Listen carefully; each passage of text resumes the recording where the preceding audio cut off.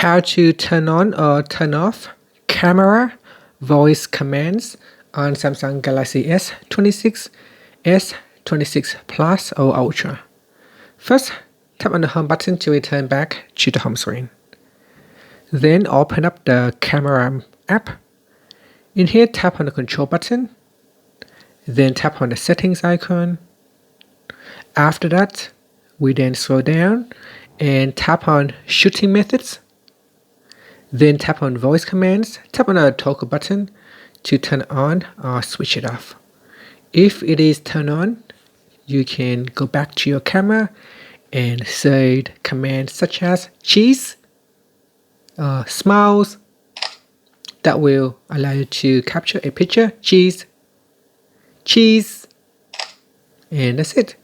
If it's video, you can say record video, stopped recording.